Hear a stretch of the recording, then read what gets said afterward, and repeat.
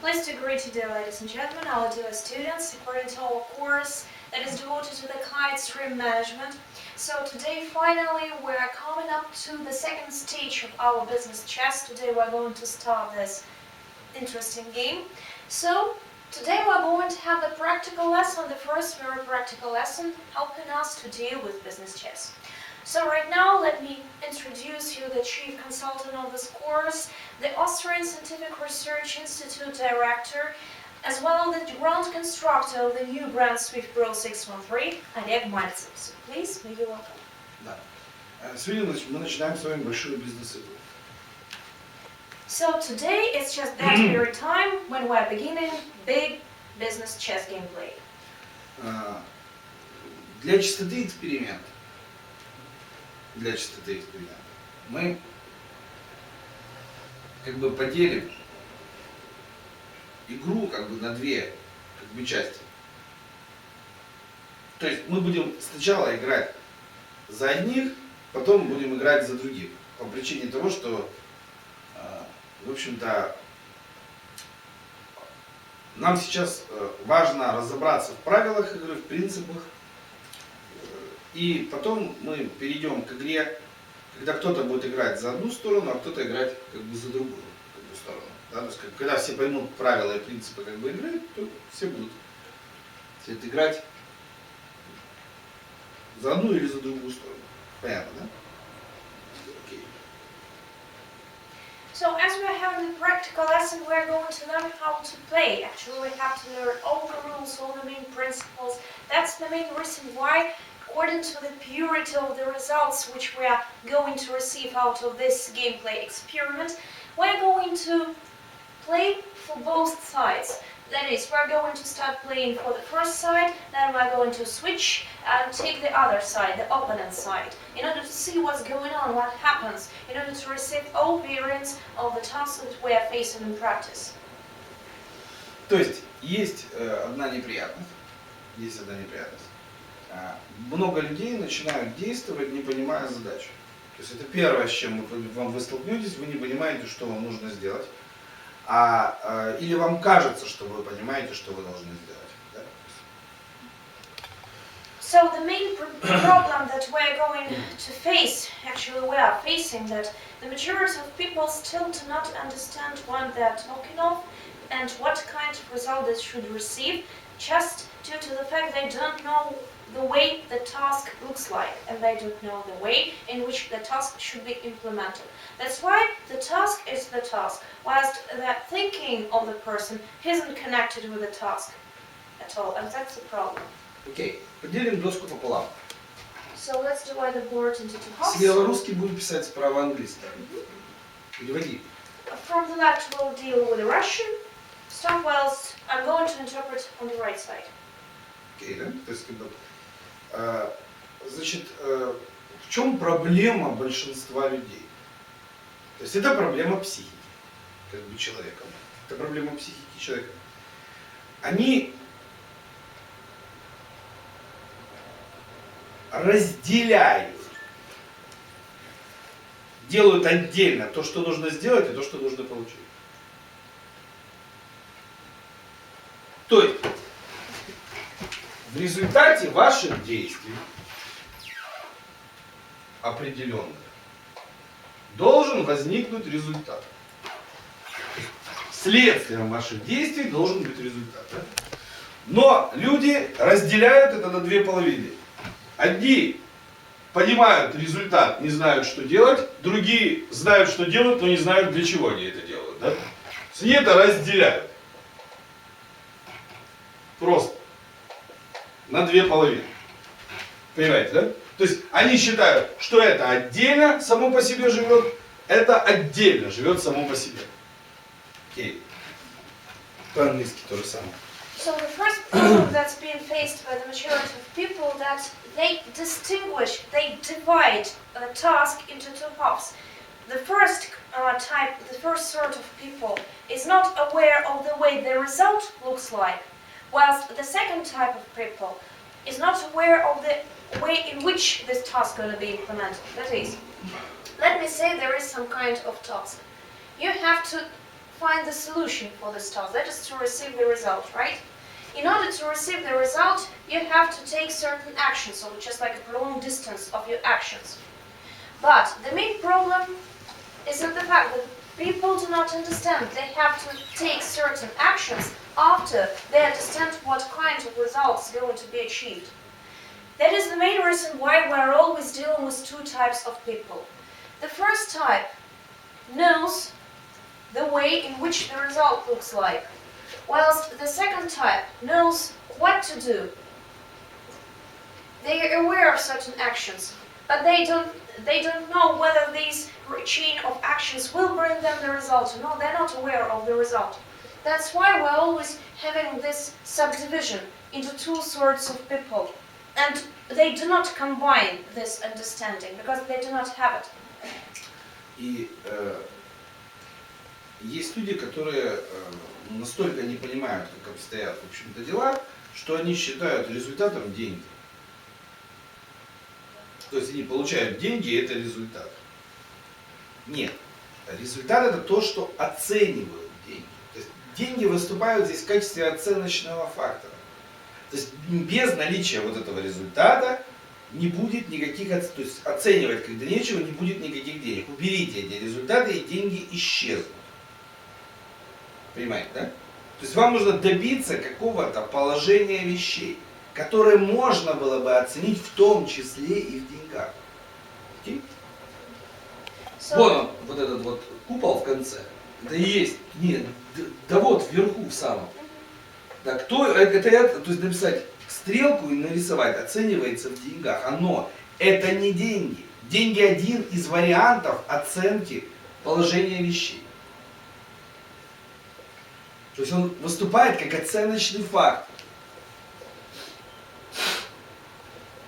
And according to the delusions of the majority of people, they think that the final result, the final way in which the task implementation looks like, is some amount of money. They do not distinguish the difference between money and the result. They tend to think that there is absolute similarity between them, but it's not like that.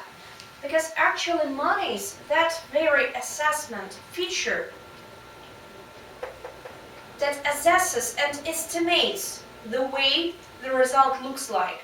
That is, first of all, you're achieving the result, and this result is estimated by the others in money. How could that be proved? Take away the results, and you'll see the whole disappearance of money. That's why here you have to know that the result is that final state of things, that exchange as for the situation, that gives you the opportunity to assess this new state of things in money. So this new state of things, the name of which is a result, is assessed in money. And in case there is nothing to be assessed in money, there is no money. Quite logical, right? То есть это еще одна неприятность, которую люди для себя четко не понимают. Скажем так, люди путают результат конечный и оценку этого конечного результата. Это разные вещи тоже. Это разные тоже. То есть для того, чтобы получить результат в виде, так сказать, поставки товара, да, например. То есть результат будет выглядеть так. Товар лежит на складе, на который он должен был поступить. Он с надлежащего качества и перечень. Каким параметрам должен отвечать поставленный товар. То есть вот это результат. И вот это вот оценивается что? Деньгами за товар платят при наличии всех этих параметров. Правильно? Если товар некачественный, но лежит на складе, это не результат. Это не результат. Понимаете, да? Okay. Так вот, всегда вопрос возникает, что вы поставляете, что вы продаете, что является предметом сделки, что вы передаете. Это четвертая проблема, с которой когда человек не понимает, за что он платит деньги, он их не платит. Он их не платит. Okay? So, Let me give you an example, show you how it looks like, how it works. Just as for the distinguishment between the results and the money. Let me say there is such kind of service like the good delivery, some kind of delivery.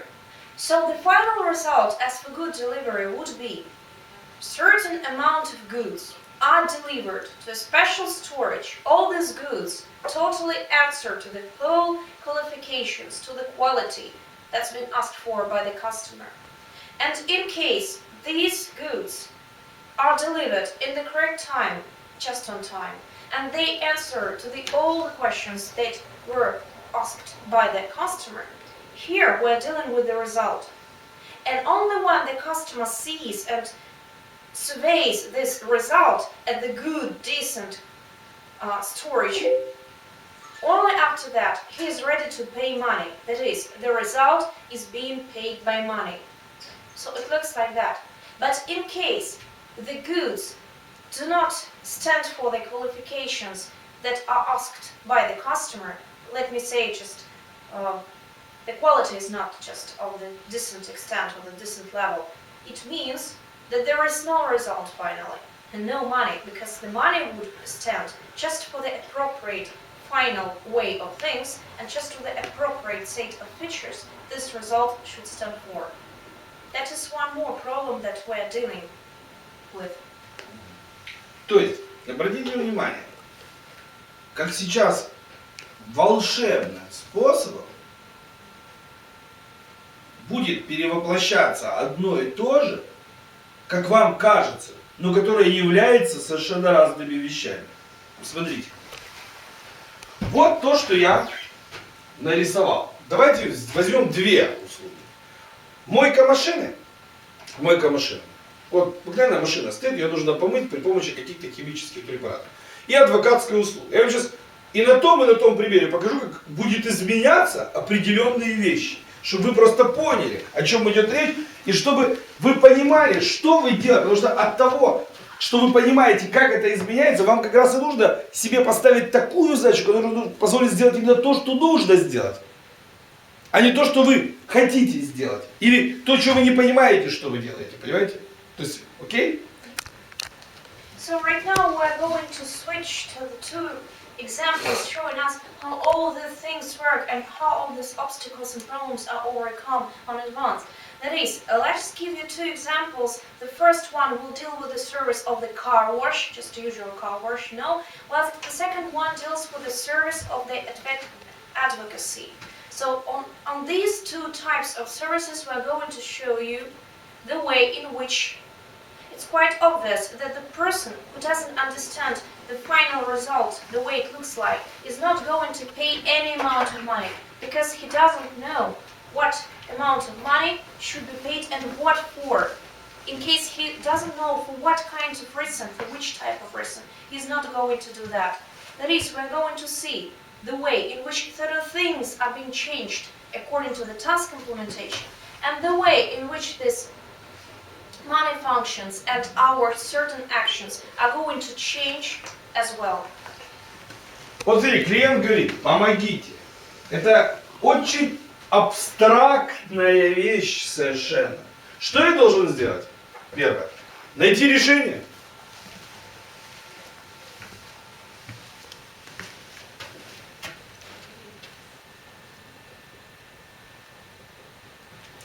Два. Показать все варианты решений, которые возможны в этой ситуации, чтобы клиент мог выбрать. Дать ему возможность выбрать.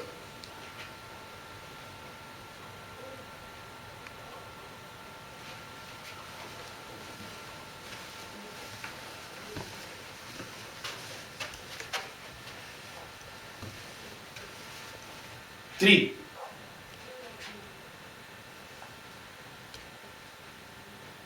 Внедрить за него решение, которое у него есть.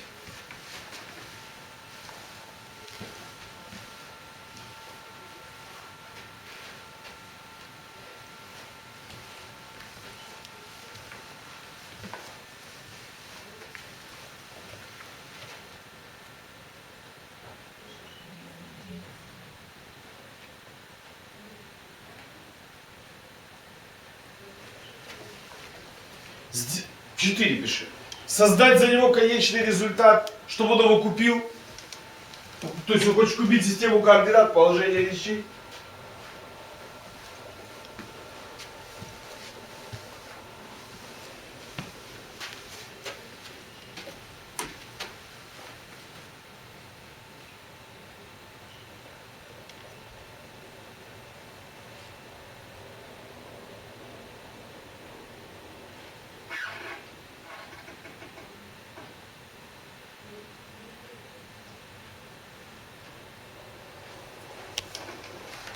Пять.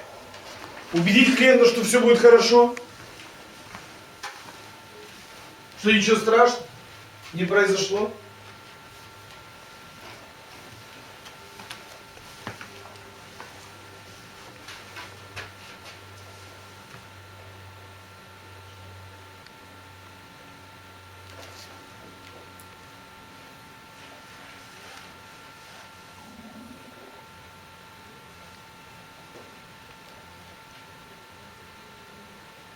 То есть я могу продолжать до бесконечности.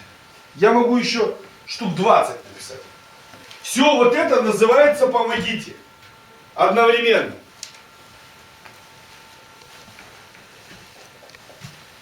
Все вместе это называется «помогите».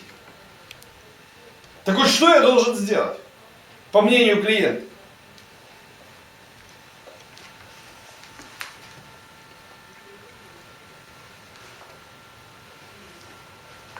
Теперь с мойкой машины. Правый лист. Это была адвокатская услуга. Теперь мойка машины.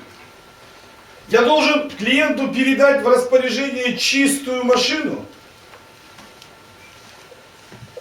Хотелось бы тогда понимать, что такое чистая машина.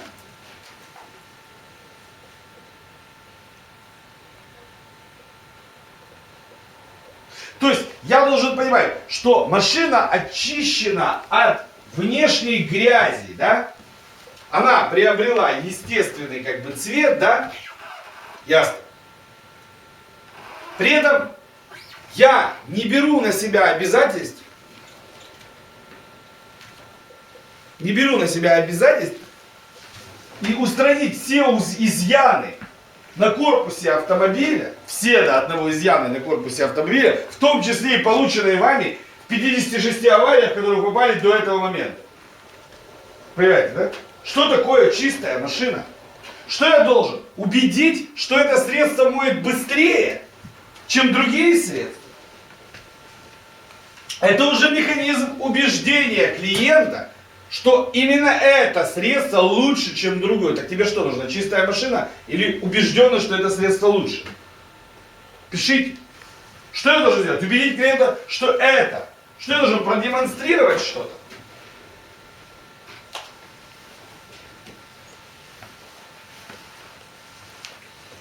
Клиент должен понимать, я не могу выйти за технические характеристики и плоскость назначения средства. То есть, о чем речь идет? Он говорит, слушай, классное средство, машину помыло, слушай, а его в бомбах нейтронных использовать можно, это средство?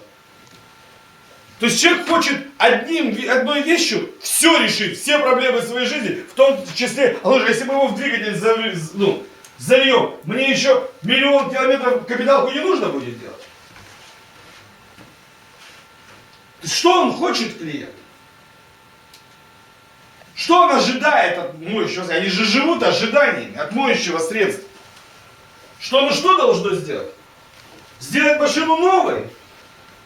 Полностью. Вместе с подвеской, колесами, резиной и так далее и тому подобное. Что должно сделать?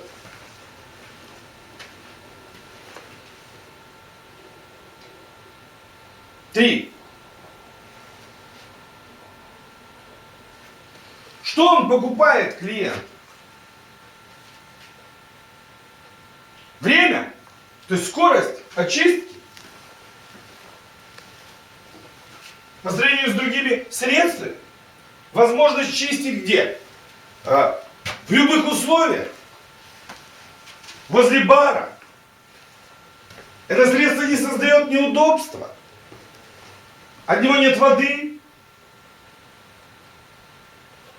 не надо сушить асфальт, не остается луж, то что он покупает? Вопрос. Что надо клиенту?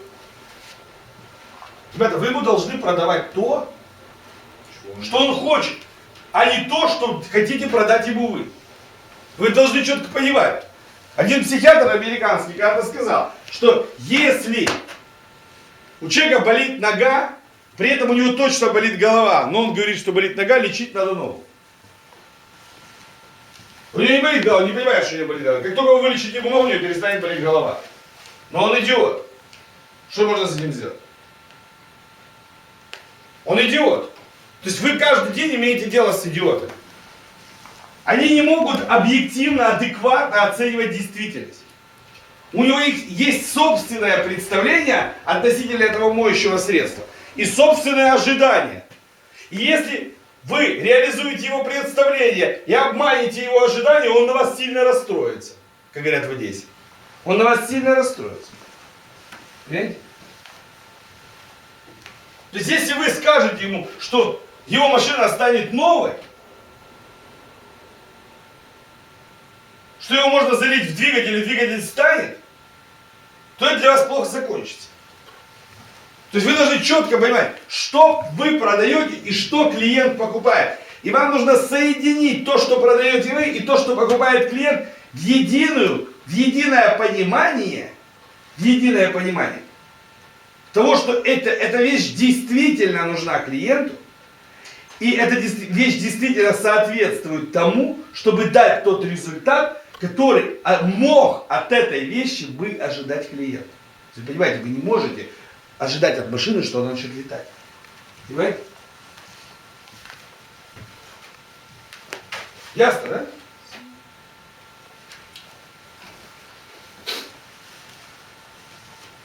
И обычно человек говорит, что я не знаю, что я хочу. Вы что-нибудь сделаете, я посмотрю, мне понравится, я заплачу. Не понравится, пошлю вас нахрен. Знаете, как ремонты делаются? С дурацкими фирмами. С люди, которые полностью бесплатно отремонтировали себе квартиры и так далее и тому подобное. Если вы не в курсе, я вам расскажу, как это делается. Это очень простой способ. Все приглашают компанию. Говорят, вот вам комната, сделайте ее. Дают стройматериалы, они делают, говорят, ну плати за работу. Приходят люди, находят кучу изъянов в их работе, расторгают себе договор и выгоняют. Приглашается следующая фирма. И так весь офис. Бесплатно. Делается. Очень простой способ. Все почему? Нет оценочных критериев качества работы. Никто не обсуждал оценочные критерии качества работы. Да? Как мы узнаем, что работа выполнена, и вы именно эту работу заказывали? Как мы об этом узнаем?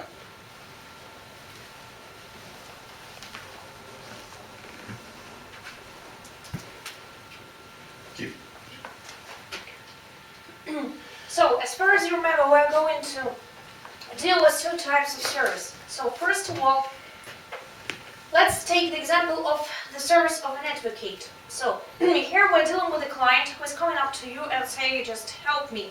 I have some kind of problem, I need your help. So, what does it mean, help me? The main problem is that that person is not aware of what this help me means. And he cannot explain you correctly what this help me stands for.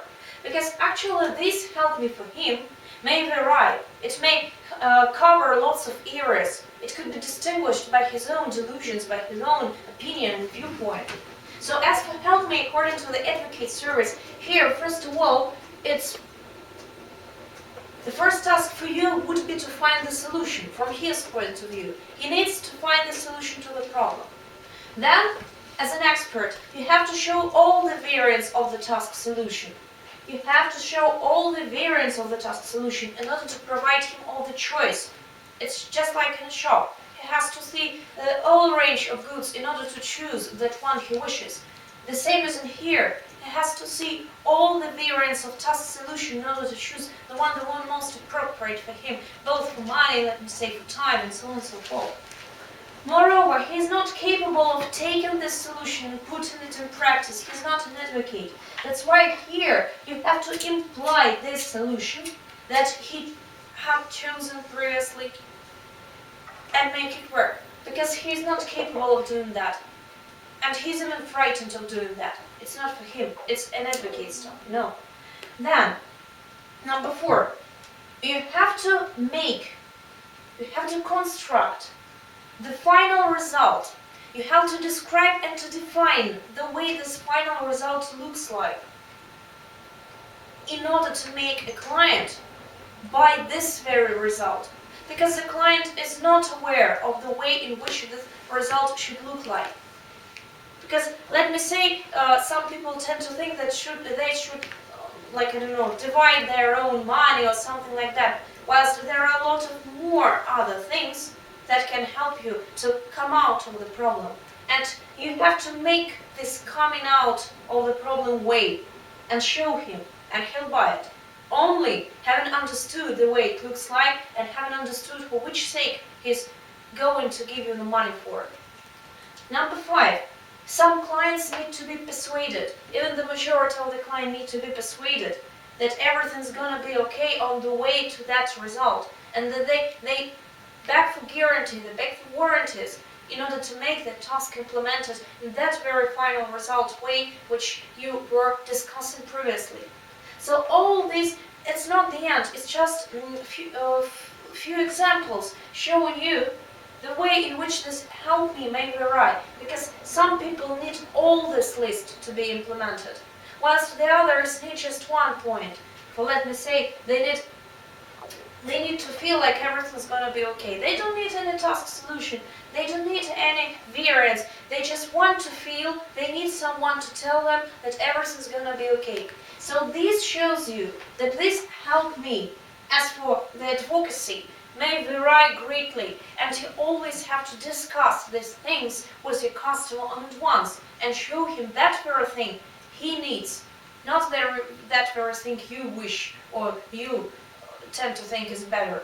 No, you have to find this absolute common state of things. That's what about the advocacy. Whilst the second example was about the car wash, right, as far as you remember. So when we are dealing with a car wash, or when you are dealing with certain liquid for a car washing, no. Here, first of all, you have to understand what is the washed car in the understanding of your client. Because the clean car or the washed car may vary. Some people tend to think, let me say, that in case they wash their car and rewash their car with super good, super fine washing liquid, everything's gonna be okay and their car will shine like the new one. But it's not going to be like that. You have to show that you are not the person who repairs the cars. You are not the person who changes the cover of the cars, who changes the wheels or something like that. You're the person who provides the service of the car wash. And you have to show that this washing liquid helps you to receive the result of the clean car. But first of all, you both have to understand the way in which this clean car looks like. The second thing that you have to do is that all people need to receive something demonstrated and shown to them in order to know that this result really is going to take place. That is, in fact, they still believe that a certain washing liquid may take away and wipe off all the scratches on their car, but your washing liquid doesn't cover all the scratches away. Still, you won't receive this result, and your client will feel quite upset, because he really, being really kind-hearted, he will believe that there are certain liquid washes that help to cover all the scratches. But you know, the scratches covering is just some other thing. It's not washing liquid, it's polish or something like that. So you have to explain them the difference between the polish and the washing liquid. And you have to stress and give the emphatic persuasion of the washing liquid taking place in your hands, because you're dealing with the service of the car wash. One more, you have to know what your client looks for. What is he awaiting for? Because all kinds of clients have their own personal vision they wait for some kind of results. And in case the result is achieved, but it's not the way in this result they wanted to be achieved, they feel kind of upset, they write complaining letters, they go with complaints to your leaders and so on and so forth. But still, the main problem is in the fact, these all things have to be covered first. You have to know in advance what's being awaited by your client, and only then provide the service, not vice versa. Because in this case, your client will beg his money back for indecent service provision. That is here, you have to stress out what exactly your client buys. What is bought by your client?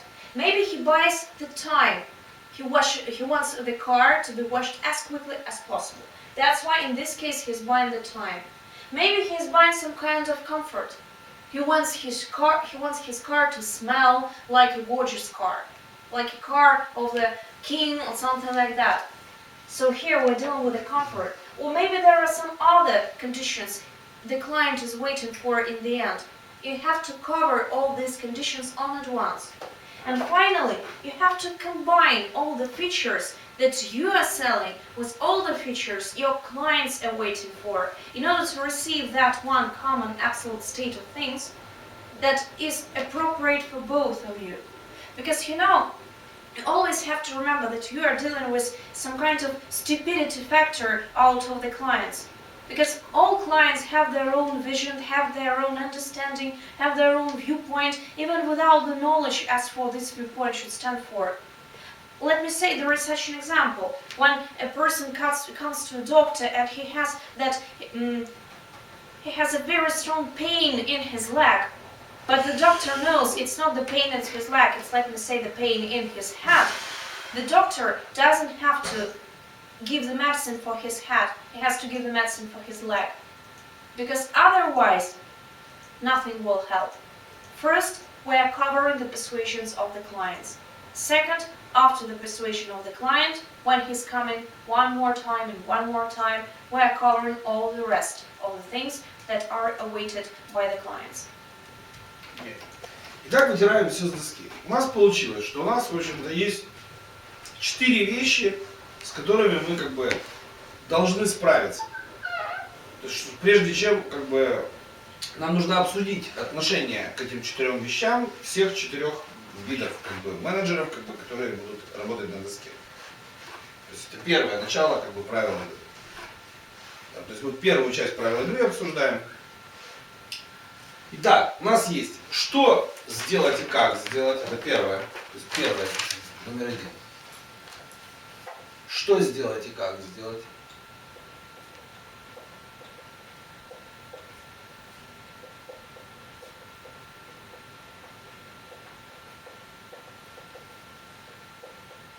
Второе. Какой результат от этого что и как сделать должен? Какое положение вещей должно возникнуть из-за этого?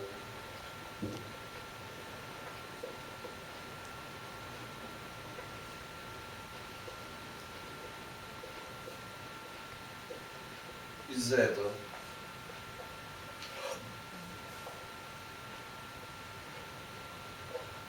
Три. Нам нужны механизмы объективных критериев оценки деньгами этих положений вещей. Как мы оценивать будем то, что получилось? Почему я говорю $200? Почему я сказал $200? То есть человек должен понимать, что это цена объективна. Как я оцениваю?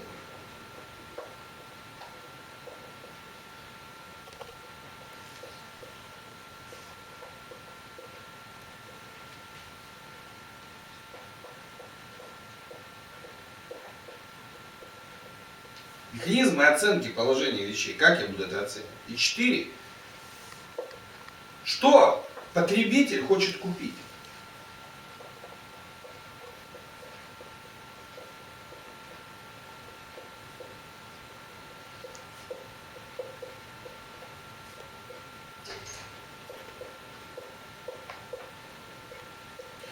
Вот 4 вещи, с которыми мы имеем дело. И каждый из видов менеджера, вы помните, да? Англо-американский менеджер, менеджер, подготовленный на базе Славянской прикладной науки, менеджер детектив, подготовленный по классу классическая разведка, да? И разведчик, подготовленный по классу Славянская прикладная наука. Вот 4 вида менеджеров, которые будут играть с левой стороны. Каждый из них будет совершать собственные действия. Давайте обсудим отношение каждого из менеджеров к этим пунктам. Что думает американский, англо-американский менеджер по этому поводу, по всем 4 параметрам. Okay? So, coming out of these 2 examples of novel problems discussed, we are facing 4 main problems, which we are going to find the solutions for. So, the problem number 1, we don't know what should be done in order to achieve the result. And we don't know how to do that. We are not aware of the certain range of actions that should be taken. The second problem we should overcome is that what result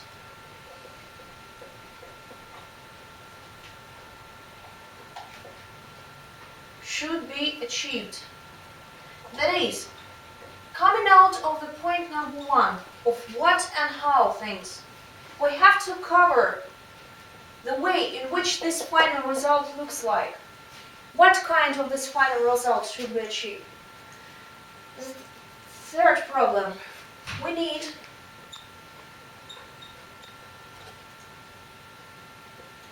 the settings or certain machineries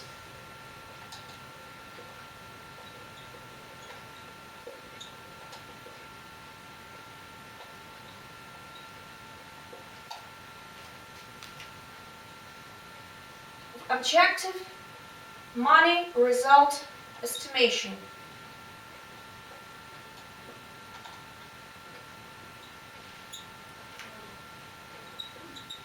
System or a set of criteria. That is, we need some kind of set of features that will help us finally to see whether the result is achieved or not. Because it's just like in building.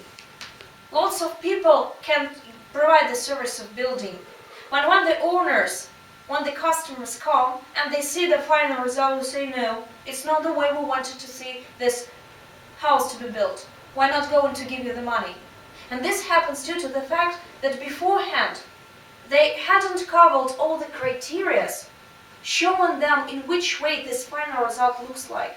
We need the system, we need the setting. Whilst the problem number 4 is that we really have to know what the customer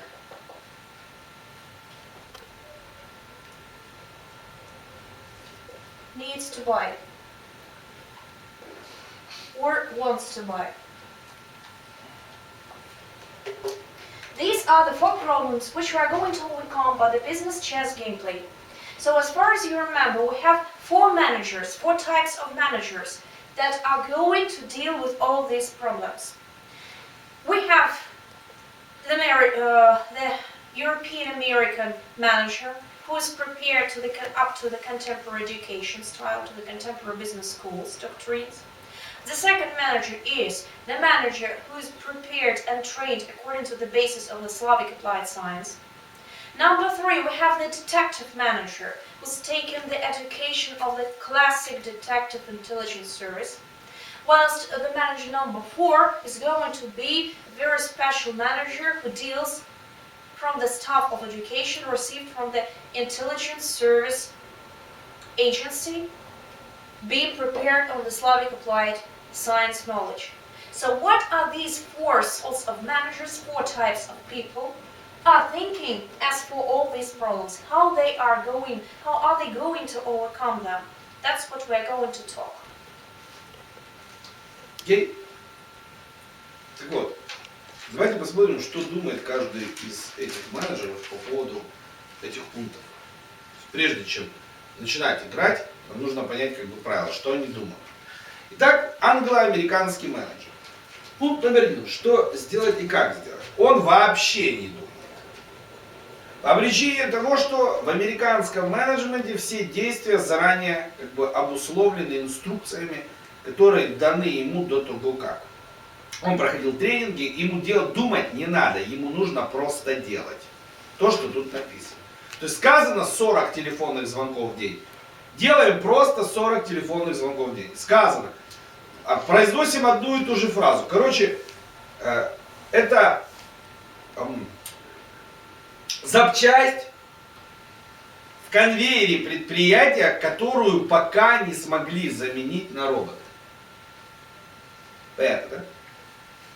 Это запчасть в конвейере предприятия, в технологической системе предприятий, которую пока не смогли. Если когда-нибудь появится возможность заменить это животное на робота, то это будет сделано незамедлительно. Вы знаете, американская, английская система идет от зависимости от человеческих ресурсов.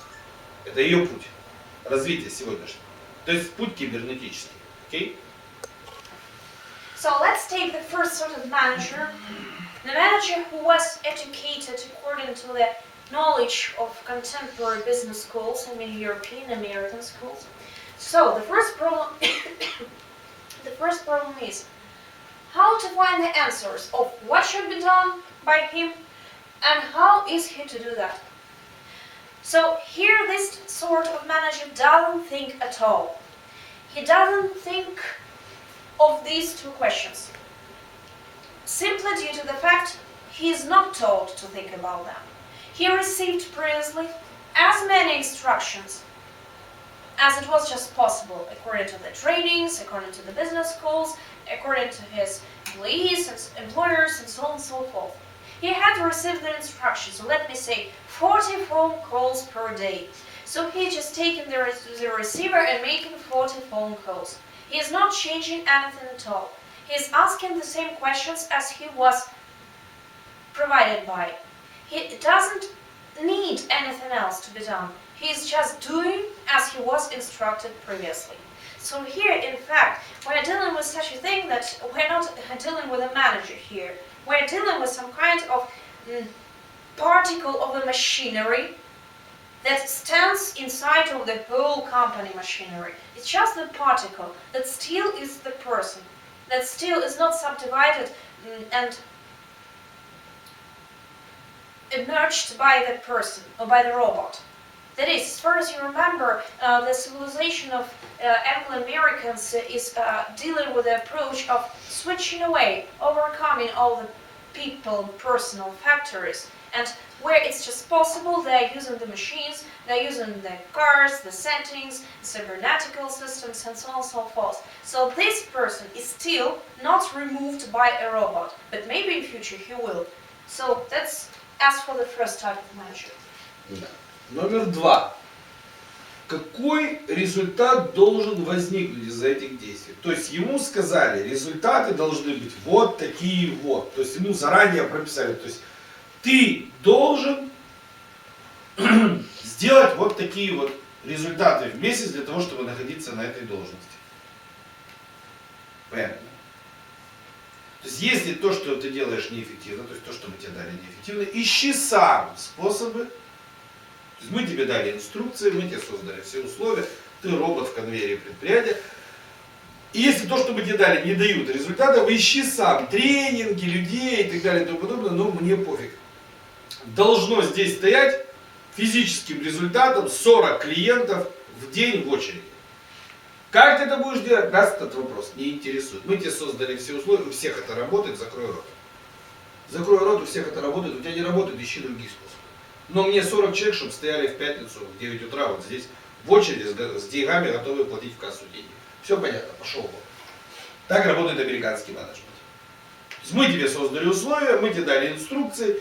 Если то, что мы... То есть нас виноватыми сделать нельзя, ни при каких обстоятельствах. Я босс, я плачу деньги, ты никто, тебя зовут никак, ты вообще здесь на птичьих правах, я здесь большая рыба. Если не работает то, что написано в инструкциях компании, иди плати деньги, ищи тренинги, иди занимайся. Ну, короче, чтобы 40 человек стояло вот здесь в пятницу с конвертами в руках и готовы были платить деньги. Нет, я найду другого. Пошел вон с клиента. Как работает американский менеджер?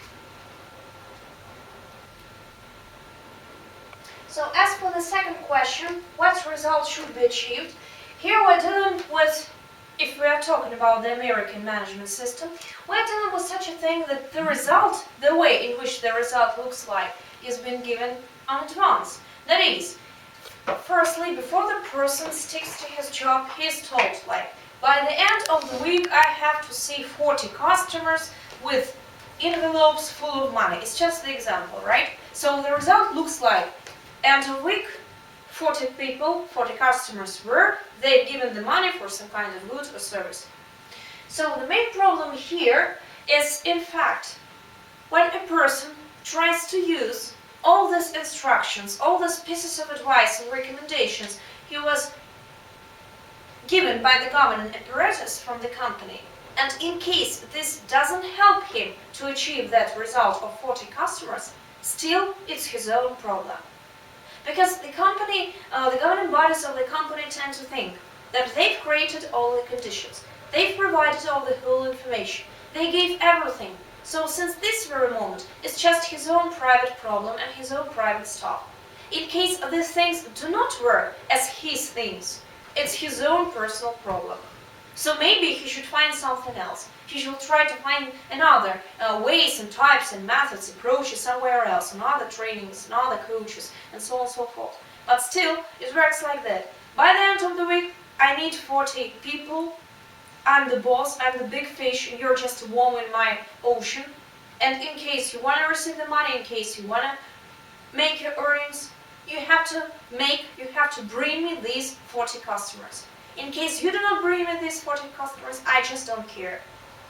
I'll find someone else who'll deal with that task. Apart from you, you'll just get out of here. You know, it's just your own personal choice. So, that's what we have according to the second point, second problem. Понятно, да? Так, дальше. Нужны механизмы объективной оценки денежных результатов. Деньгами результатов. Американскому менеджеру совершенно четко сказано, сколько он будет получать денег в неделю, и его уволят, как только эти деньги станут что? Не соответствуют тому, что какие задачи были поставлены. То есть в Америке уволить могут в любой момент без объяснения причины. Мало того, американские менеджеры постоянно ищут людей лучших на те же должности, на которых уже у людей. То есть людям в спину постоянно дышат другие соискатели. Это делается публичным в компании. Что если мы найдем лучше, мы вас уволим. Это говорится на первом же собеседовании. И вся Америка об этом знает. То есть если я найду лучше, я уволю тебя. И ты не должен на меня обижаться, это бизнес. То есть все в Америке это абсолютно понимают. Нельзя строить бизнес на отношениях. Американцы этого не понимают. То есть если я найду человека, который зарабатывает вместо 40-80 тысяч долларов в неделю, ты будешь уволен, а тот человек будет поставлен на эту должность. И ни у кого не возникает никакой обиды, тот человек понимает, он никакой. И мы что-то с собой делать. Так работают американцы. So as for the point number 3, we're talking about the certain settings of the criteria scopes helping us to understand whether the result is finally achieved or not. So here, as for the American management system, everything's quite clear. Because we're dealing with, since the first moment when two people meet with each other, I mean the employer and the employee, for the employee it's always been told, like by the end of certain term, like let me say a week, you have to bring me these kinds of results. In case I receive these results, I'm going to pay you, let me say, just 50% of the profit. It's just an example. In case by the end of the week, by the end of the term, the result is not achieved, the person is not paid, and he's fired. As far as you know, in the USA and America and the other companies and systems who stay on the basis of American management system, it's just a usual practice, you know. It's just a daily routine, because a person can be fired just at any single moment and at any single time without even piece of explanation. That is, in case someone else who works better, who gives more results, who earns more money, will be found, you'll be removed from your place by this third person. And it's just a matter of public choice. You know, all the people in the company are aware of that fact. It's public situation. And everybody knows that there are lots of people who are looking for the job. And these who are looking for, in case they are better than you are, they'll just remove you out of your job. And you lose your job. So that's the problem. And all the people are aware of that fact. That's the system, the American management system, that claims that it's just a matter of business. You do not have to feel upset towards each other. You do not have to think that your boss is just real ass or something like that. No.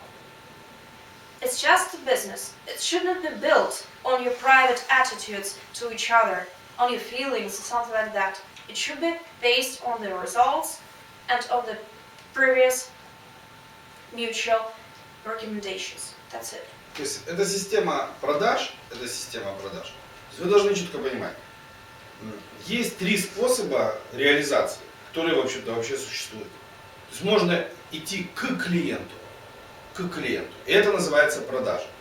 Можно создавать условия, когда клиенты сами идут к тебе. Это называется управление потоком клиентов. И можно управлять рынком, что делает всех участников рынка следствием этого рынка, то есть следствием условий, при которых все на рынке так, как ты хочешь. Понятно, да? То есть это твой рынок, и там нет ни конкурентов, никого. То есть когда ты применяешь технологию управления рынком, то есть один американский когда-то бизнес-философ сказал, что я умираю, и все мое достижение, все моей жизни, все считают, всей моей жизни, вот я прожил там 90 лет, и все достижение моей жизни, что я понял, что лучший способ управлять рынком – это рынок создавать. То есть это высший пилотаж. Применение задачи класса создания к рынку. Понимаете, да? То есть самый лучший способ рынком управлять – это рынок создавать, он сказал американец. Ну так как мы говорим о американских менеджменте. Так вот, в Америке есть понятие продаж, есть понятие управления потоком клиентов. Это когда мы заставляем клиентов перенаправлять, то есть существует рынок, да, на котором есть конкуренты, и мы просто, и рынок имеет что? Емкость. Если вы, то есть определенное количество потребителей, которые нуждаются уже в настоящий момент, то есть не новые потребители, в настоящий момент нуждаются в этих услугах, товарах и так далее и тому подобное. Мы просто перенаправляем поток клиентов с одних компаний на свою компанию, методами определенными. Есть способы, как это делается. Мы тоже будем все изучать, как это делается. So here, when we're dealing with the system of client management, we should know that there are three main varieties, three main sorts. That is, the first variety, first variant is when you're trying to sell something. It's the selling system. That is, when you're coming up to your client. It's just like you're coming up to your client. You're moving towards him. By moving, I mean certain things. It could be speech moving, it could be phone calls, something like that. You're coming up to your clients. So this is as for the selling system. Whilst when you are creating certain conditions and circumstances that makes your client come up to you, you're just stuck to one place, but you're making certain conditions, allowing your clients find your company, find your service, and come up to you.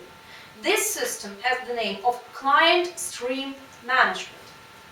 Whilst the third sort, the third layer, is the layer of market management. There are certain technologies of market management allowing you to create your own market, your own sectors and those in this market, when there are no other competitors, when there are no other people and experts who are eager and who are capable enough of giving certain services and providing certain services up to 100%. This means that there will be no other companies, and this really will be your own market. So, as far as we are discussing the American management system, one business philosopher used to claim that his own life achievement was finally the understanding of one principle. That the best idea as for the business would be to create your own market, so your own market area. Because, you know, when we are talking about contemporary times, when we are talking about American system of management, here we are dealing with just two types of client management. We are dealing with selling system and we are dealing with client stream management. That is when we are coming to someone or when we are creating certain conditions, making the others come up to us. Whilst the market management needs special instruments and technologies, helping finally to achieve that state of things and to achieve those results.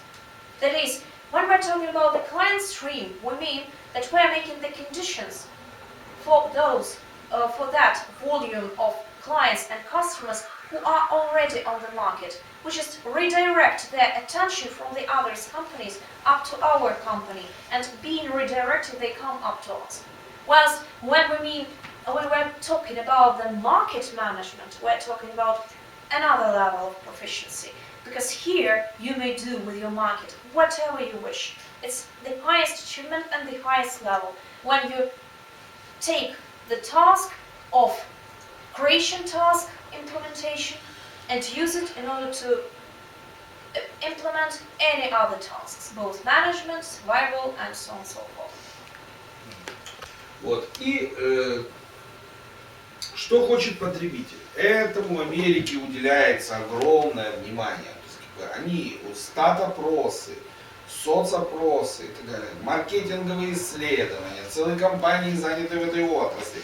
И американский менеджер вообще не выясняет, что должен или хочет иметь как бы, потребитель. Это давно выяснено на основании отчетов, лежащих у него на столе. Он знает ту группу потребителей, как выглядит эта группа потребителей, куда надо идти, короче, что делать, и все это заранее обусловлено в Америке. До тех пор, пока человек не садится за стол переговоров. Понимаете, да? Потом существует куча способов продавать. Что значит продавать в Америке? Убеждать человека в том, что это ему нужно с одной стороны, и убирать его возражения с другой стороны. Okay. So let's switch to the point number 4. So what does the customer want? What he needs to buy? So as for this very point, when we're talking about the American management system, we mean that here everything's known beforehand and on advance, because there is special separate layer of specialists who deal, they're making the marketing research, they're asking, they're dealing with surveys, with quizzes and so on and so forth. They collect all these pieces of information in order to make the conclusion. What exactly wanted by the customer? What exactly is necessary for him? That is, any sort of American average manager doesn't even have to think about that fact. Because all he needs is to take a certain list with information, read it, and he knows where to go, where to find his clients, what exactly they want according to the surveys, and so on and so forth. But this ends finally by the negotiations. Because having set on the negotiation, having come to the negotiation stage, here we are dealing, as for the American manager, with two things. First of all, having started the negotiations, the final aim of this negotiation for the American manager would be to sell some kind of product or a service. What does it mean? What the selling means? The selling stands for, first, making your client be persuaded by you. Whilst the second means to deny, to distract and dissemble all his confusements and doubts whether this should be bought or not. So by one hand you're persuading that he needs that fact, whilst with your other hand you're just switching on all his doubts. That's the way in which the system works like. То есть, по сути своей, что должен сделать американский менеджер? Он должен сделать клиента следствие убеждений своего руководства. Окей? То есть задача американского менеджера навязать убеждение его руководства потребителю. Правильно или неправильно, это не имеет значения. Для этого существует целый спектр способов, как это делается, чтобы ему босс всегда был прав. Потому что если босс не прав, то босс не прав не бывает. Потребитель не купил, значит не прав менеджер. Значит он не умеет делать, так сказать, потребителя следствие. Как бы следствием убеждения своих боссов. Okay? So all in all, here we're dealing with such a conclusion that finally any American manager asks for his customer. He has to make his customer agree with the opinion of his boss. You know, his boss cannot give him or provide him the false information. He cannot take incorrect decisions. Boss is the boss. So the task of the manager is to make his client become the consequence of the viewpoint of his boss. And in case he is not capable of doing that, that's just the problem of the American manager. It's not the problem of the American boss. That's the system, that's the way the system looks like. We're only making our customers and clients being persuaded by some upstanding people opinions. Okay. То есть каждый человек, он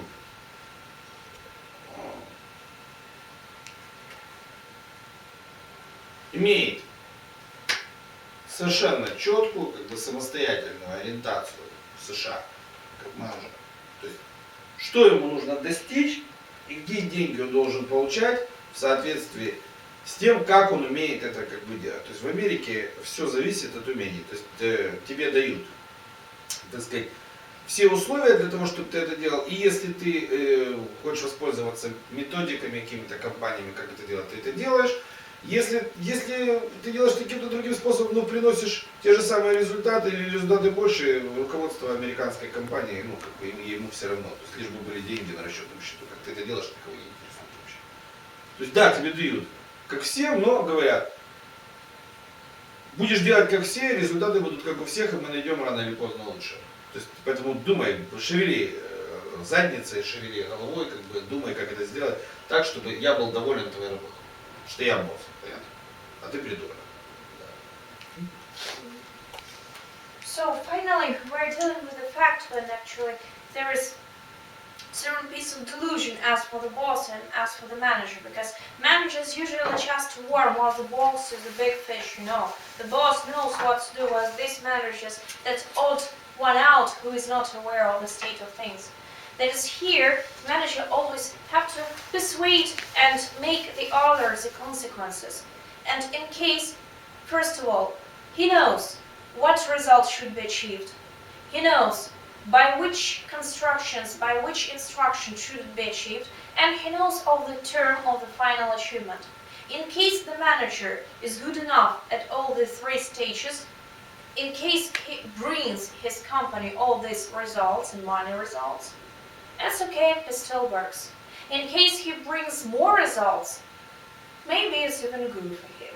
Because in case he brings less, he'll be fired or finally removed and submerged by the other person who is more successful, more capable, and brings more results. So the main problem is for Americans just the result. And the boss always tells his employee of that fact on advance. And everybody is aware of that fact. То есть американский менеджер будет делать все для того, чтобы что? Соответствовать той должности, на которую его, так сказать, поставили, согласились принять. Ясно, да? У американского гражданина очень много проблем, связанных с тем, что он без работы. Очень много проблем. То есть, поэтому так создана система специально, что ему сразу же, как только он теряет работу, начинают задавать массу вопросов. Массу вопросов. И чем дольше он без работы, тем множество вопросов ему начинают задавать. То есть, с каких денег ты будешь платить кредит за дом? С каких денег ты будешь платить кредит за машину? То есть приходит куча людей отовсюду и начинают портить нервы. То есть их начинает, он еще даже не думал не заплатить кредит за машину, а уже появляется человек возле порога дома, стучится и говорит здравствуйте. вы вчера уволены с работы, а как вы вот 25 числа за машину кредит объясните? И в Америке это нормально. В Америке это нормально, приходит банковский служащий и начинает спрашивать, почему вы ушли с работы? Может, вас обидели? Может, с вами несправедливо поступили? Ну, потом приходит куча других служб. То есть человек безработный в Америке, он что? Попадает в жуткое положение по сравнению с другими членами общества. Жуткое положение. Если он гражданин США, если он добропорядочный американец, он в жуткое положение. Ему говорят, или бизнесом иди занимайся, или иди устраивайся на работу. У тебя куча обязательств, которые у тебя существуют. И надо этим обязательствам платить. Поэтому ты не можешь либо бизнесом иди занимайся, либо иди устраивайся на работу. Потому что нужно платить за дом, за квартиру, за учебу в школе, в колледже, за детей, за воздух, за прошлогодний снег, за много чего нужно. Очень много всего, за что нужно заплатить. Чтобы обосновывать свою полезность. Окей? Поэтому у американского менеджера нет выхода. Так система устроена американская, у нее нет выхода. Ему нужно либо работать, либо самому начинать свой собственный бизнес. So finally, when we're dealing with all this system, we should claim that as for the American manager, actually for him there is no choice and no way out.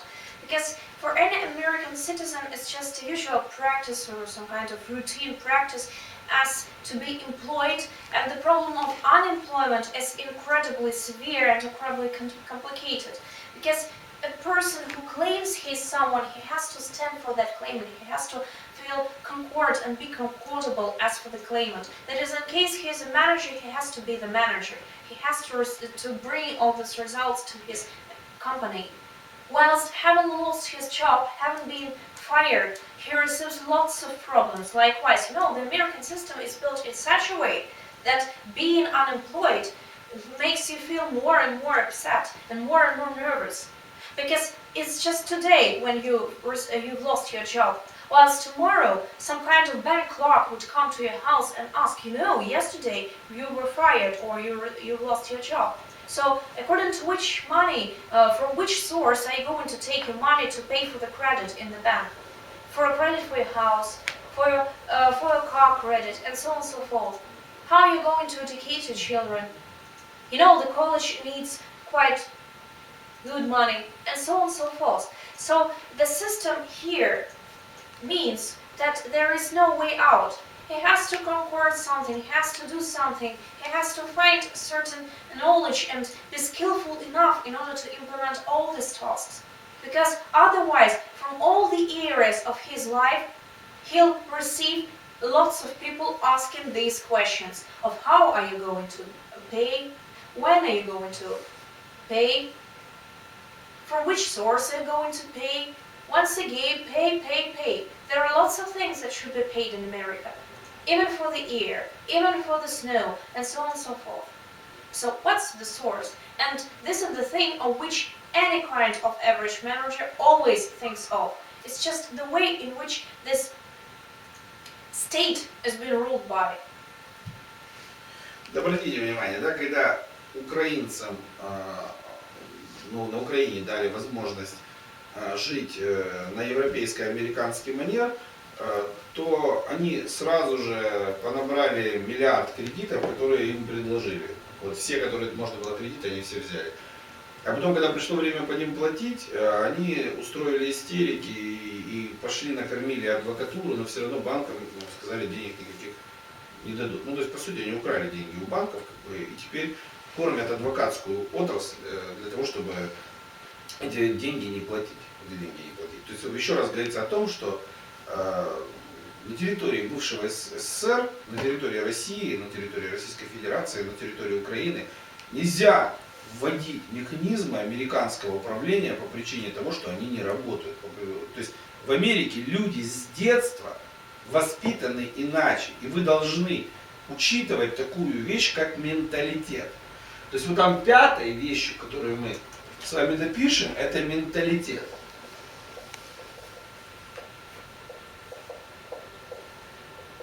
То есть в Украине не только Украина имеет менталитет, Но и каждый город Украины имеет свой собственный менталитет. Понимаете? В Америке так не бывает. В Америке так не бывает. То есть там один менталитет. Закон штата и закон федеральный. Нет менталитетов ни у кого. И всем плевать. То есть придут люди в форме приставов и скажут: ты мерзкий итальяшка, тупица, который не говорит по-английски, мы отбираем твой дом, пошел вон отсюда, все. И вы ничего не сможете сделать. Так гласит закон штата. Все, базар окончен. Судья стукнет молотком, и вы ничего не сможете сделать, понимаете? Вы ударили кого-то по лицу, вас могут просто пожурить в одном штате, а в другом посадят на полгода в тюрьму. Понимаете? Весь прикол в США заключается. То есть люди русские, приехавшие в США, они с ума начинают сходить. Они не привыкли к тому, что законы работают. То есть всегда есть лазейка, которую можно куда-то... В Америке этих лазеек немерено. До первого попадания. Если вы первый раз попали в базу, все. Вас берут на сопровождение, клещами все в службы вцепляются и с вами будут делать все, что только угодно. Понимаете? То есть вас в конце концов депортируют из США. Лишат гражданства, еще что-нибудь с вами сделают. Придумают, что с вами сделают. Добивать будут до последнего. Медленно, методично, каждый день. То есть это будет происходить очень нехорошо. Окей? С вами. То есть, поэтому условия, в которых работает американский менеджер в Америке, и условия, в которых работает сегодня американский менеджер в Москве, это разные совершенно условия. Поэтому они и с ума сходят. Они и с ума сходят в Москве. Но обратите внимание на большие концерны, с которыми мы имеем дело. Мы не можем с ними работать по причине того, что они привыкли в США к очень жесткой конкурентной борьбе. Они настолько жесткие, эти концерны, американские, что наши фирмы просто не привыкли к такой конкурентной борьбе, ожесточенной.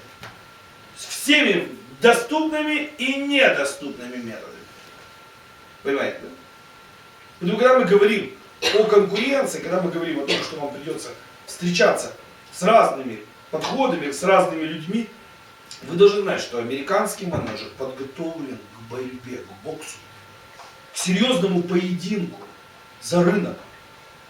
А мы, в силу своего менталитета, ни к чему не подготовлены. Поэтому американские компании очень долгое время, во время индустриального века, выигрывали рынки России, Украины и так далее только за счет вот этой подготовки к борьбе.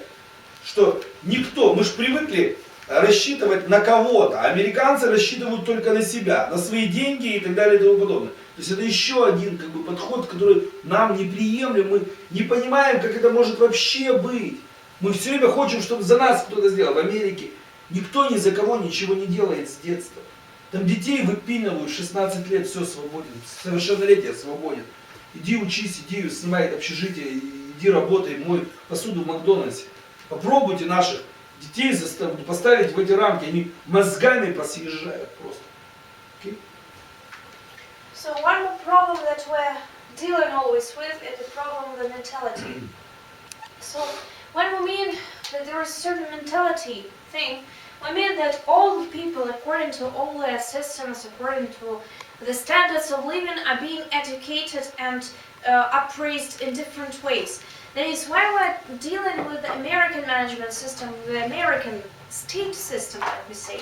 We mean that since the very early years, even since the childhood, any kind of child, any student and any adult is being prepared for struggle.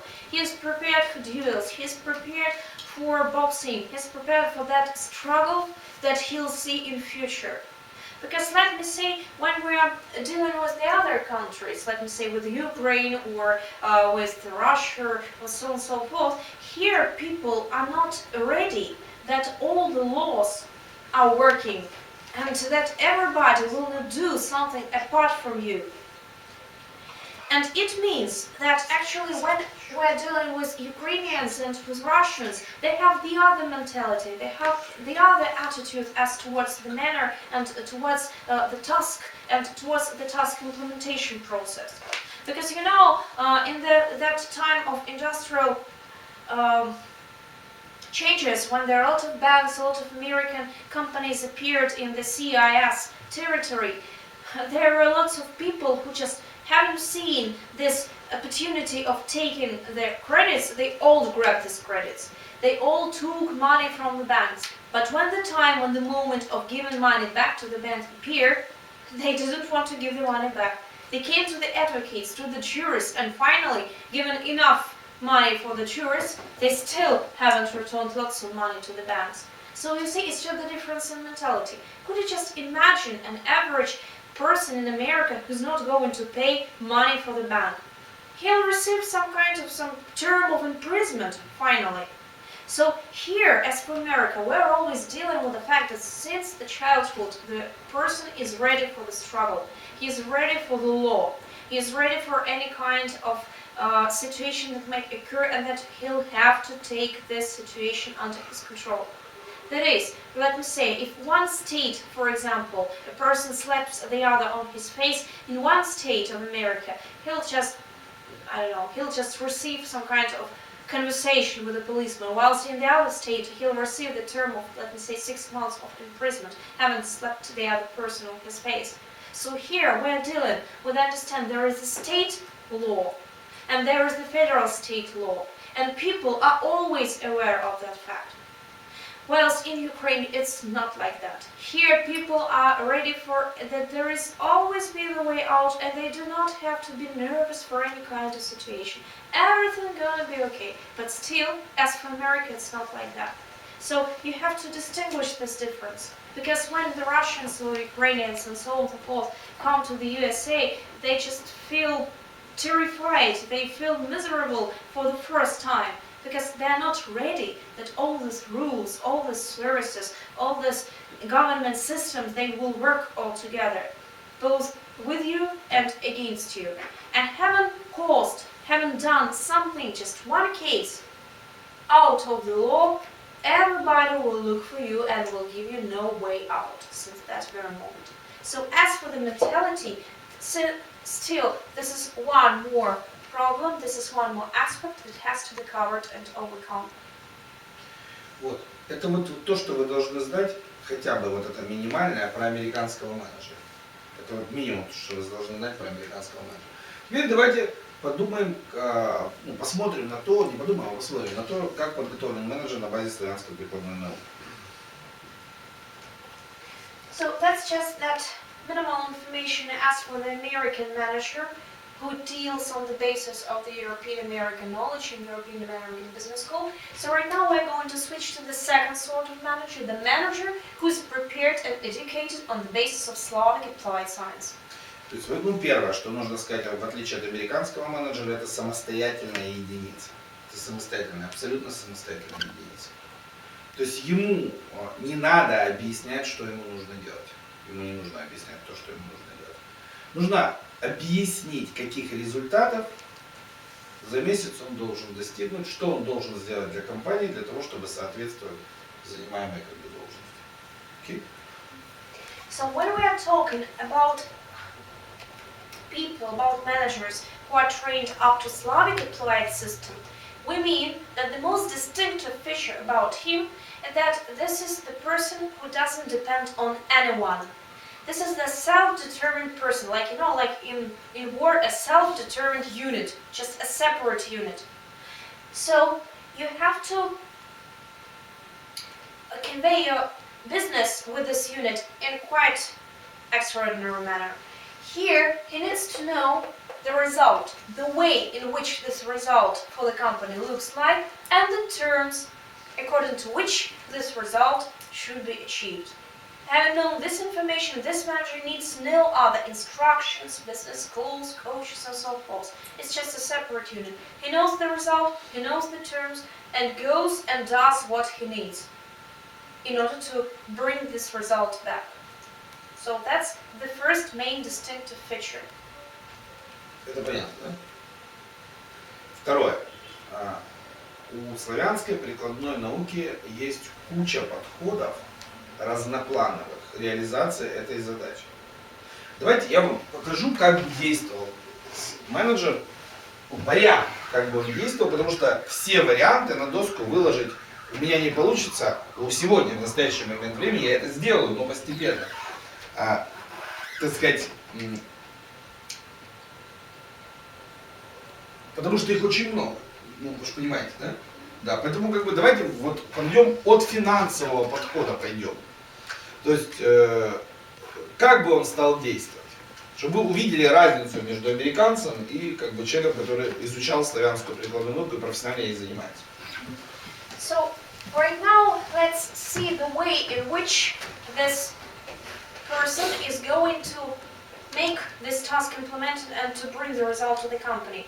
Because the main feature, once again, this person is already aware of certain instrumental bases, approaches, methods, ways that are provided by the Slavic applied science.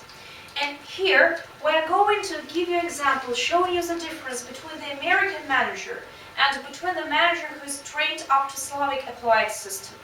In order to see the difference between them, we are going to provide you of several variants, not of all of them, because it's impossible during one session. We are going to give you more variants of task implementation later on, according to our course. But still, right now, we are going to see the way these two people differ from each other so much that it's just obvious. То есть, ну, например, я вам покажу.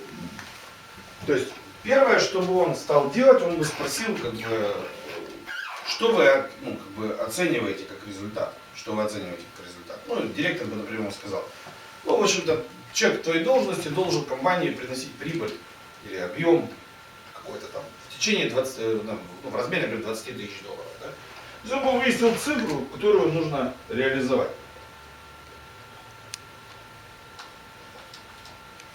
Окей?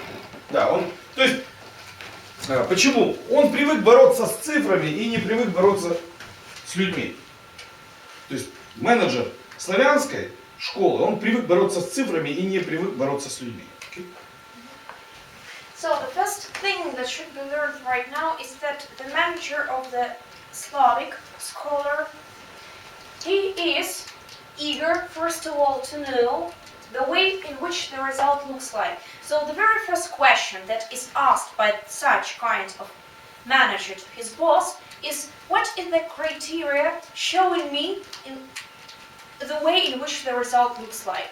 After that, the boss will think and say, well, maybe the result looks like, according to the person who works in your position, according to your status, this is the person who brings to my company the result that is assessed and estimated by the, let me say, $20,000. It's just an example, you know. So, having received this number, having understood that this number represents the money assessing this result, this person says, okay, and being a separate unit, he comes and starts to implement the task. So here the main principle is that this person is not going to struggle against any other people. People who are trained according to the Slavic applied science are struggling with numbers, but not with people. It's the difference. Да, дальше он выяснил, что может сторона, выполняющая обязательства. Диапазон возможностей компании. Диапазон возможностей компании. Ну, то есть, образно говоря, если это адвокатская, например, контора, то он выяснил, что ее адвокаты могут делать. Да, то есть суды ходить и так далее. То есть ему было бы интересно, с чем работать. Да, то есть он сейчас заключит сделку, а компания не сможет выполнять обязательства по этому поводу. Поэтому, то есть пределы обязательств выяснены для начала. So the second thing that is done or would be done by this sort of manager is that he needs to know the scope of opportunities of the company. He needs to know what his company, where he works, is capable of. What are the experts of the company are capable of. What kind of duties could be done and overdone by this company. Because let me say, in case he closes the contract according to some kind of advocacy service, but the specialists and experts in this company are not capable of this service provision, you know, it would be just ridiculous. That's why the second thing that should be known by him is the scope of the opportunities and the scope of services that are provided by the experts of the company. Дальше он бы что сказал? Все, мне больше ничего не нужно. Создавал бы такие положения вещей, которые бы клиенты оценивали в месяц в $20 000, а то и выше, плюс. Один в период. При этом инструментарием, которым бы он пользовался, для создания этого всего у него был бы свой, и он бы не использовал что? Никакого инструментария как компании. То есть он компании бы не имел с точки зрения инструментария, интеллектуальных активов никакого бы что? Отношения.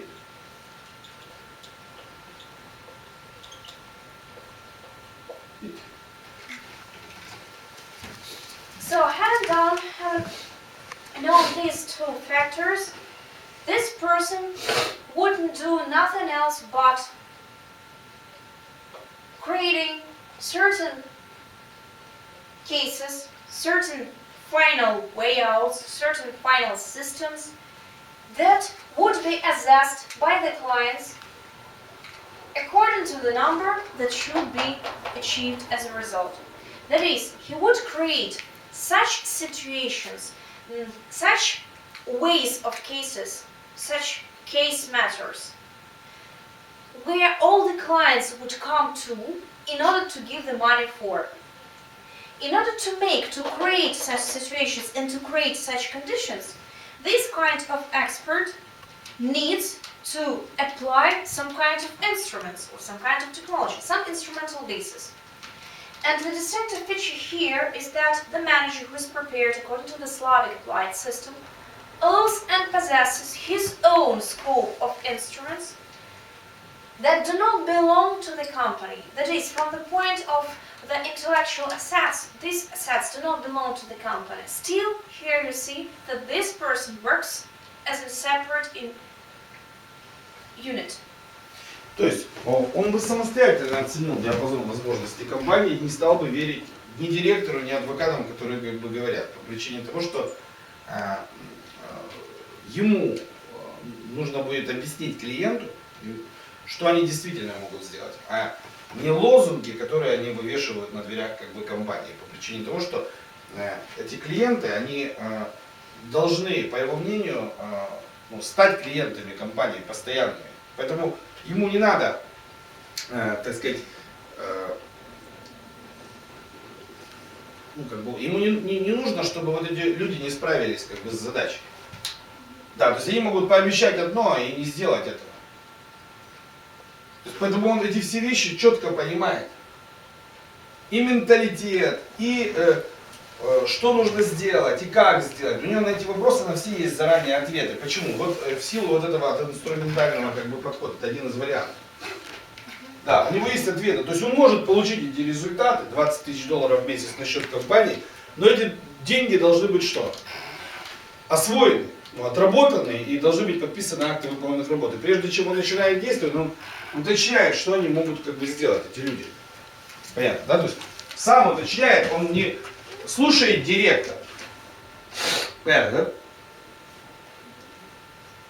So one more important thing that should be said here, that according to the knowledge of the opportunities and the service that is provided by the experts of the company, here the manager who is prepared according to the Slavic applied system assesses this scope of opportunities on his own. He's not listening to the director, he's not listening to his executors, to the other commercial directors, so on and so forth. He deals with that stuff on his own, because it's his own private matter of what he's going to say to his clients. He's not going to bring the slogans of the company towards his clients, because his clients do not need any slogans. They need the results. They need the service. That's why the service question is utmostly important for him. And here, the creation of the final system, the creation of final results, here actually this approach is the instrumental approach that is provided by the Slavic applied science. This approach makes the manager be prepared in advance for any single question. That is, the manager is already aware of what should be done and how to do that. He knows the result. He knows the opportunities of the company. He knows the settings in which this result is defined by. He is already prepared for the mentality stuff dealing, And he needs what the customer is awaiting for. He knows that. This is all due to the instrumental approach. It's just one of the variants, just one. We're going to discuss all the others during the rest of the sessions. То есть американский менеджер, он в поиске наилучших механизмов реализации, которые бы давали больше прибыли ему, больше результата перед руководством. А человек, подготовленный на базе славянской прикладной науки, он не находится в таком поиске. Он находится в режиме самосовершенствования посредством повышения планки достижения результатов, так как все механизмы достижения результатов известны заранее. И других механизмов в природе не существует. Okay? So the main distinctive feature between the American manager and the Slavic system manager is following. First of all, the American manager is always looking for new machineries of task implementation. He's always looking for the new ways in which, according to which, the task could be realized and solved. Whilst the Slavic applied system manager is not looking for any new machineries, is not looking for anything like that, because he's already aware of all the methods and systems and principles allowing him to achieve the result. But this sort of manager is always making himself improved. He raises certain level of the task implementation. That is, the tasks he's going to find the solutions for are growing. They are getting more and more and more complicated. Whilst as for the rest, as for the machineries, as for the knowledge, as for the principles, they are still the same. And he is aware of all of them. And the thing that he is always doing is raising up the level of the task complication. That's the main distinctive feature between these two sorts of managers. То есть понятно, да? То есть американский менеджер будет искать все новые и новые приемы для того, чтобы повысить количество продаж. То есть способ, как это сделать, больше продавать. А мы будем бороться с цифрами, мы будем бороться, так как способы все известны, что как бы заранее. То есть мы будем достигать определенного уровня, $20 тысяч, потом повышать планку решения задачи до $40 тысяч, применять тот же самый инструментарий, но становясь еще более сильнее. То есть мы как бы становимся сильнее с каждым результатом. Достигнув каждый результат, мы становимся сильнее. То есть у нас это механизм самосовершенствования. У них это механизм оправдания своего статуса. Механизм оправдания своего. Вот разница. So as for the American manager, as he's always looking for something, he is looking for new tricks, he is looking for new hints, he is looking for new skills, helping him to implement the tasks. Whilst the person who is prepared on the basis of Slavic applied science, he is already aware of all the things, he doesn't need any hints. He knows the whole system, the way this system looks like.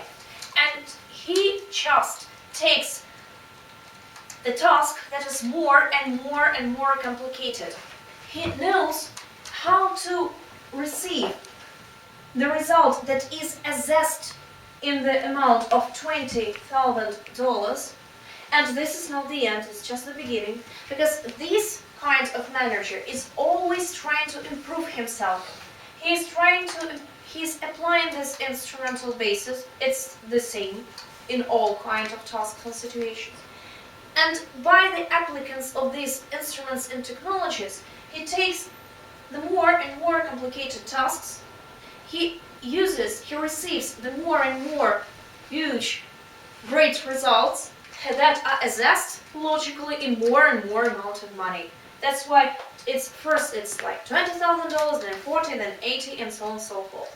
It's the way that helps the person to grow on the basis of his results. With one single result, any person becomes stronger, more and more powerful.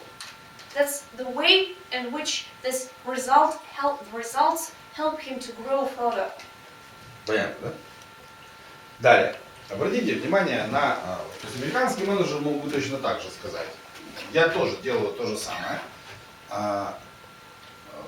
Это неправда, то, что вы говорите, как бы я тоже самосовершенствуюсь, я иду по карьерной лестнице. Ребята, не обманывайте себя, это не так. Сейчас объясню почему. Вот вся проблема вот в этой штуке. Вся проблема вот в этой штуке. Дело такого рода, что американский менеджер постоянно должен искать преимущества перед, так сказать, людьми. Постоянно должен искать преимущества перед людьми. То есть приемы все известны заранее, ему нужны новые приемы, которые работают безотказно. То есть он вечно в поиске нового приема. Понимаете, да? Если у него нет приема, его продажи начинают падать там, и так далее и тому подобное. Никакого, с помощью приемов никакой силы он не обретает. Его завтра найдут нового, кто попробуйте уволить вот этого человека. Попробуйте уволить вот этого человека из компании, который делает 20 тысяч долларов в месяц для компании. Увольте его, давайте. Попробуйте. У вас не станет 20 тысяч долларов в месяц. Кто откажется от 20 тысяч долларов в месяц? Понимаете, да? То есть у этого инструментарий известен заранее. Он знает, что другого инструментария нет. Его не существует в природе. Есть технологии, и технологии бывают разные. Он вправе взять технологию и применять, вправе отказаться, использовать только один инструментальный как бы, подход, и этот инструментальный подход обеспечит любые результаты. Вот растровый сектор, машина, помните, которую мы рисовали, она обеспечит любые результаты, которые только. То есть он знает, что других инструментов нет. Все остальное это приемчики. Приемы, которые ему придется осваивать, если он не будет использовать машину вот эту, вертикально. Понимаете, да? Это все. Поэтому вся проблематика вот в этой части. Вся проблематика вот этой. То есть американский менеджер постоянно во внимании ищет новые способы, как убеждать людей, делать их следствием убеждений своего руководства. Или компании. Ну, компании, понятно. А славянский менеджмент, он как бы говорит о другом. Управление потоком клиента. О том, что нам все равно вообще в какой мы компании работаем. Нам все равно важно, что мы совершенствуемся посредством применения этого инструментария тогда, когда мы становимся сильнее. Чем сильнее мы становимся, чем больше клиентов у нас как бы появляемся. Мы не работаем с клиентом напрямую. У нас нет вот так работы с клиентом. Мы становимся сильнее, они сами к нам приходят. Понимаете? Они сами к нам приходят, они хотят с нами работать в силу того, что мы становимся каждый день сильнее, применяя этот инструментарий. Вот разница, понимаете?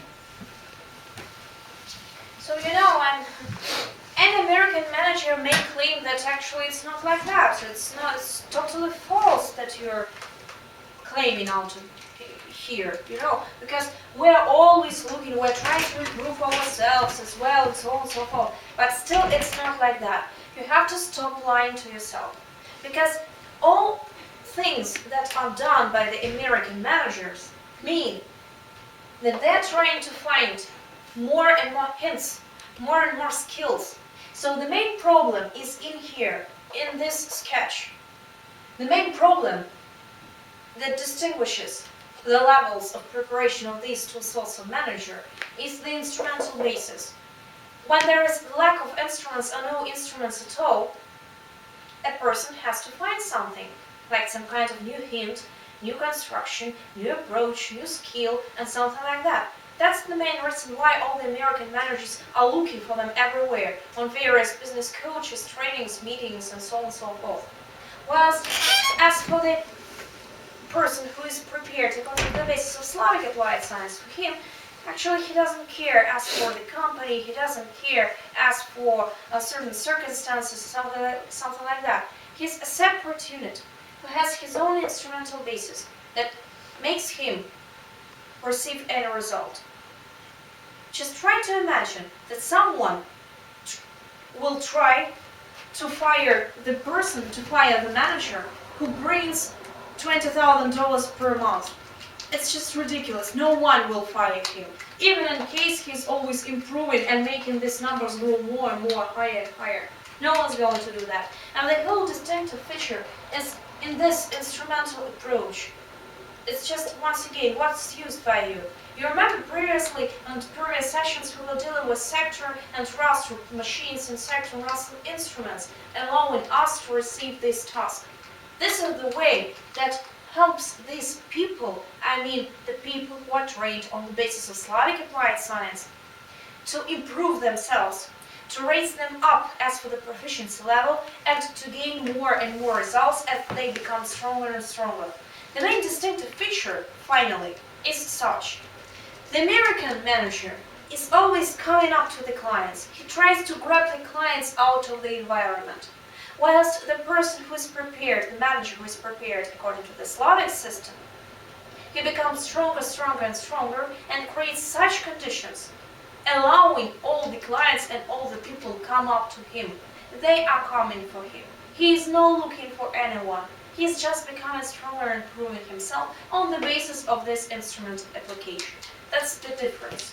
Понятно, да? То есть, вот разница. То есть мы не работаем, например, то есть есть понятия разные подходы к реализации к этой задаче. Я только сейчас один из вариантов нарисовал, да? То есть, по сути своей, но это тот вариант, с которого все начинается, понимание вашего начинается. Что есть понятие магнита, да?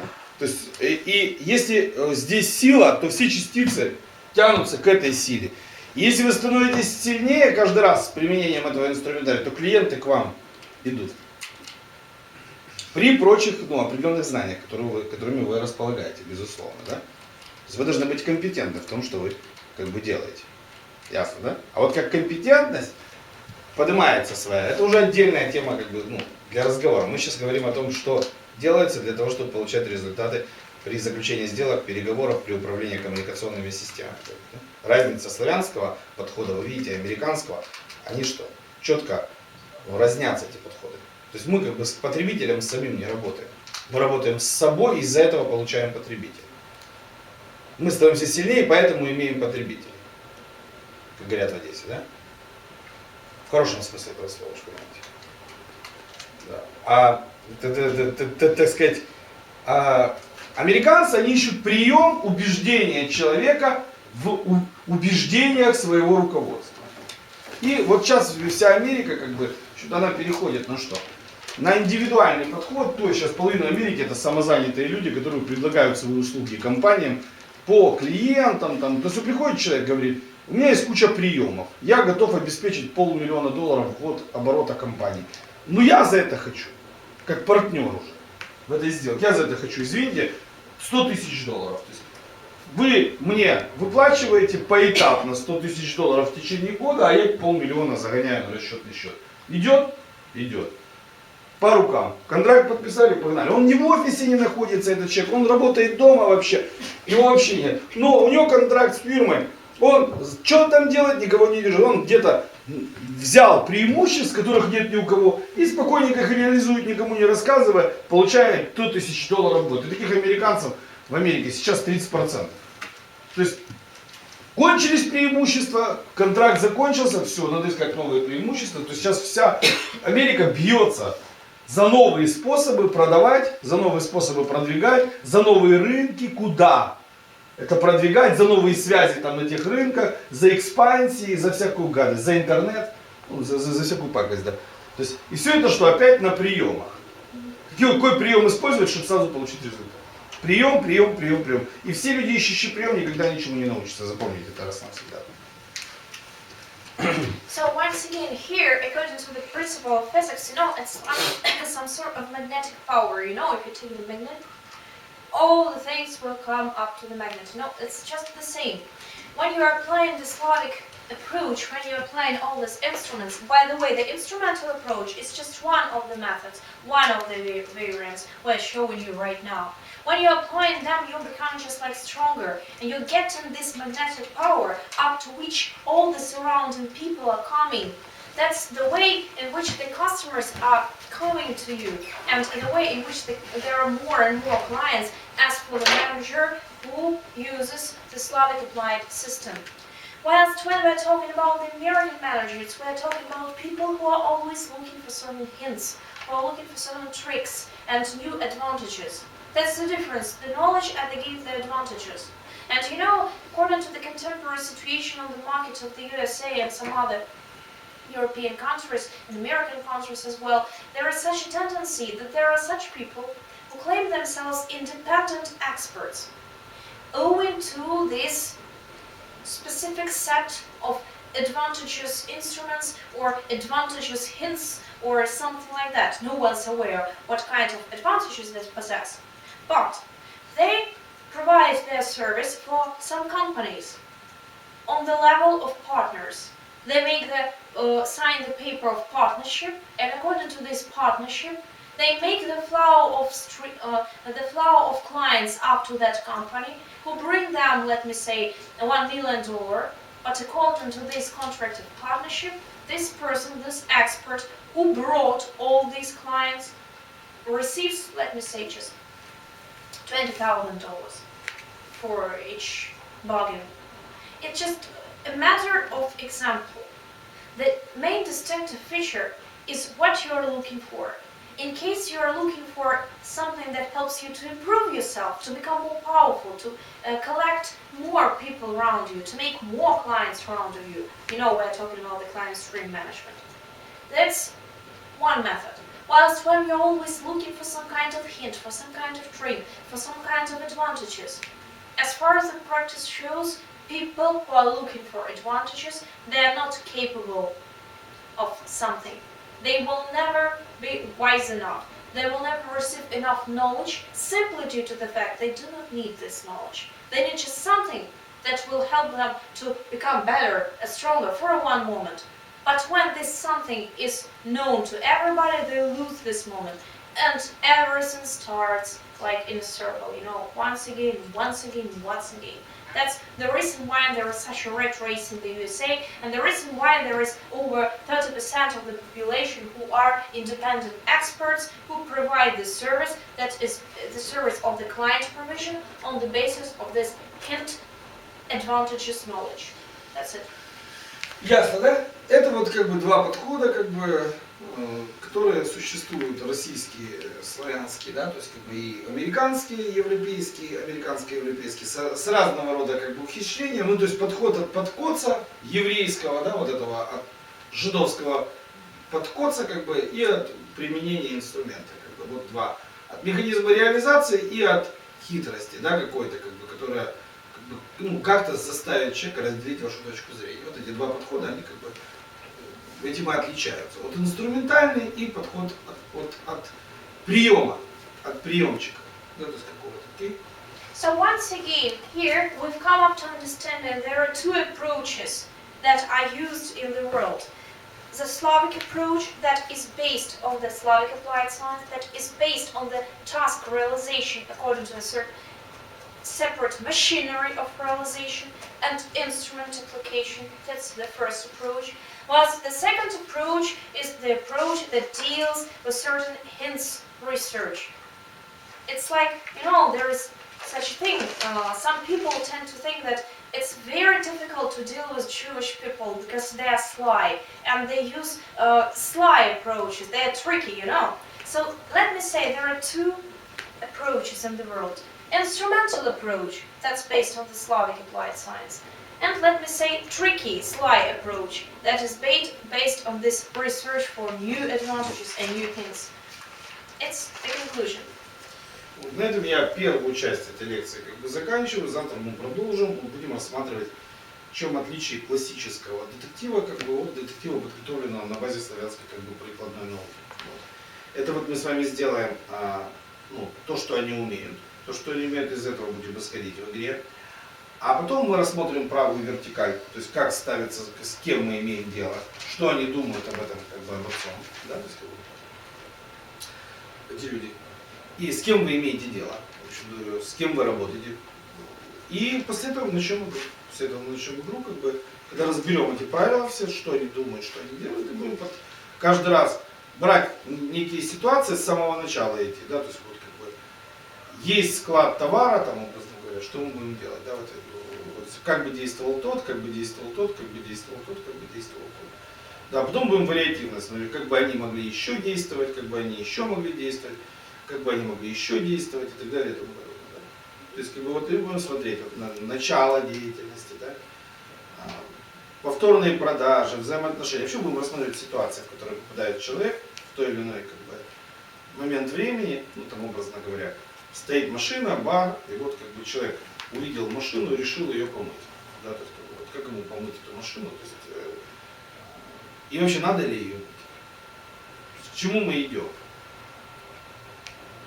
Да, то есть надо ли ее мыть? Или нам нужно заключить договор, чтобы вымыть весь торговый центр? Вот как это сделать? Да? То есть, что бы я делал в этой ситуации? То есть варианты, как бы это можно было бы сделать. С самого начала и до подписания уже контракта. Мы рассмотрели, как бы действовали люди в тех или иных ситуациях. Okay? So as for the first part of this practical lesson, as for the first session is over, here we dealt once again with the two approaches, showing you the difference between the American management system, an American manager, and the Slavic applied science system, and the manager who is prepared and educated according to this system. So here once again we've watched and observed the range of actions, perceptions, and persuasions of these two people, the reasons that make them such experts. According to the next session, we are going to watch the difference between the detective, the classical detective, and the detective who is prepared according to the Slavic applied science, who is a real intelligence secret agent, you know.